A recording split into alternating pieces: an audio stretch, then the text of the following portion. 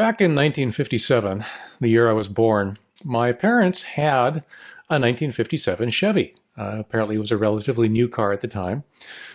Here's a picture of it, by the way. This is actually on the day in 1960 that my parents and I immigrated to the United States. We're actually, I think, waiting for the ferry to take us into Anacortes, Washington.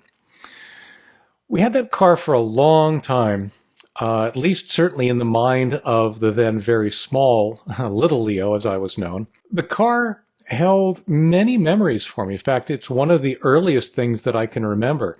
I can remember doing things like riding down the highway while laying on the back shelf behind the back seat, things that you would never, ever see or hear of today. In, I think, 1962 or thereabouts, we traded that car in. And to be honest, I cried. Again, I was only maybe, 4 or 5 years old, but that car was the only thing that I had known, the only vehicle that I had known since I was born. It's the car that my parents brought me home in. And it's interesting because looking back, if we were to take a look at that car today, there's a very good chance it would be considered unsafe. Among other things, it had a wonderfully hard metal dashboard. It had a steering wheel that, if you were out in an accident, would probably impale you. And it didn't have any seat belts. And on top of that, it needed, like most cars of that era, leaded gas, something that you simply won't find today. Anybody that still has a car of that era is having to do something, either modifications to the engine or additives to the fuel, I suppose, so that it can run with today's readily available unleaded gas. So, why am I telling you all about this old car? Well, some of you aren't going to like this, but we need to talk. We need to talk about Windows XP. It's time to trade it in. Much like that car, its lifespan has come to an end. The last nail in the coffin, and the reason that I'm recording this video today, is that just recently Google announced that it is dropping support, pulling support from Chrome, the Chrome web browser, for Windows XP. This isn't a surprise. They actually announced it several months ago. But the next version, as of today, the next version of Google Chrome won't support Windows XP. It may or may not continue to work, but they aren't going to update it for anything on Windows XP or anything that is XP specific.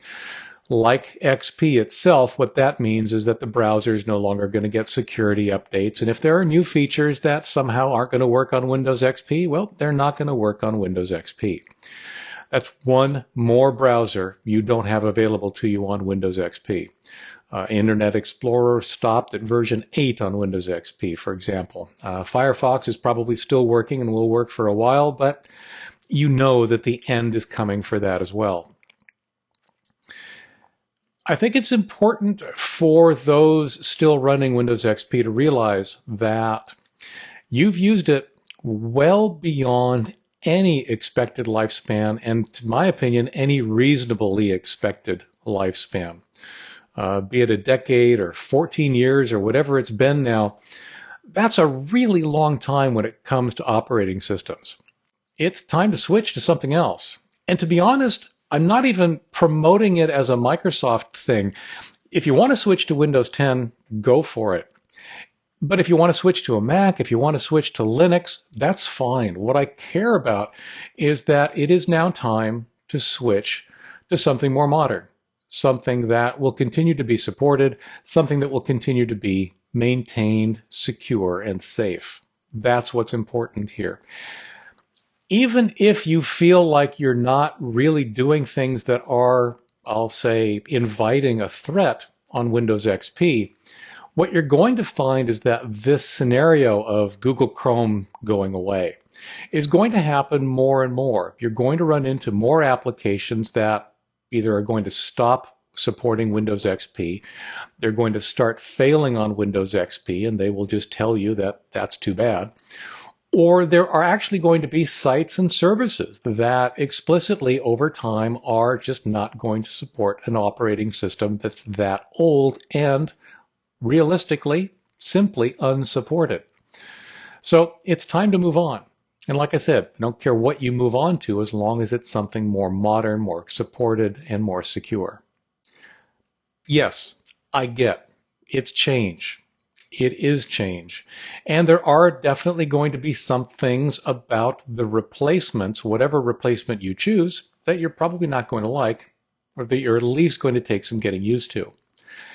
That's the nature of the beast. That's the nature of technology. That's the nature of operating systems.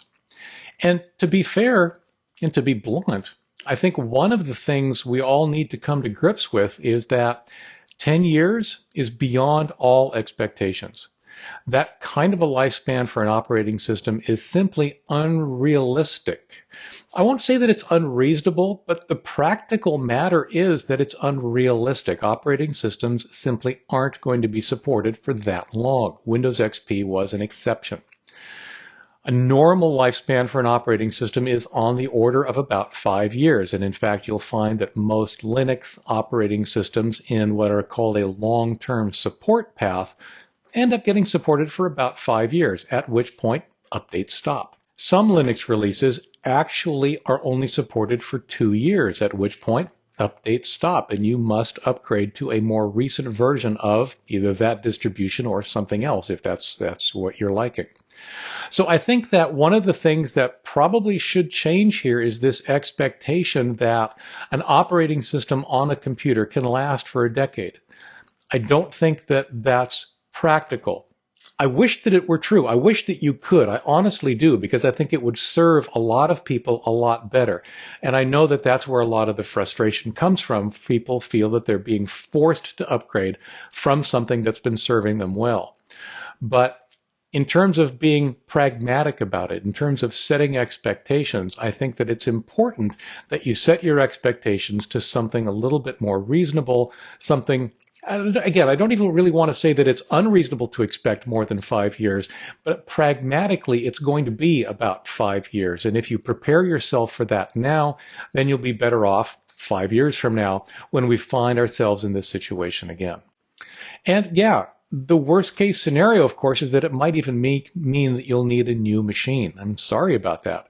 One of the things you can do if you find yourself in that situation is that you might find yourself needing to look into a Linux distribution which has lower system requirements than current versions of either the Windows operating system or getting a completely new machine as would be required to switch to a Mac. There are definitely Linux distributions specifically tailored for lower capacity, lower powered machines that would be potentially ideal to at least recover the horsepower that you have in whatever machine it is you're currently running Windows XP. It does mean change, it does mean things are going to be different, and it does mean some things aren't going to work. But you'll be in a situation where you've got a supported operating system and the things that do run on it will continue to be supported. You know, back then, again, 1962, we traded that Chevy in for actually a Dodge Dart, which also ended up serving us for many good years, at which point it too was traded in for something else. The point is that this happens. We accept it readily in other parts of our lives. And I think that it's important that we need to come to grips with the fact that sometimes it's just time to change. And with respect to Windows XP, that time is probably now. As always, I know that not everybody's going to agree with me on this, but as always, I'd love to hear what you think. Here's the link for this video on AskLeo.com. If you are watching me anywhere but on AskLeo.com, come visit me there. That's where I'll have the moderated comments. As always, I read them all. I'd love to hear what you think. Until next week, I'm Leo Notenboom for AskLeo.com. Remember, have fun, stay safe, and don't forget to back up. Take care.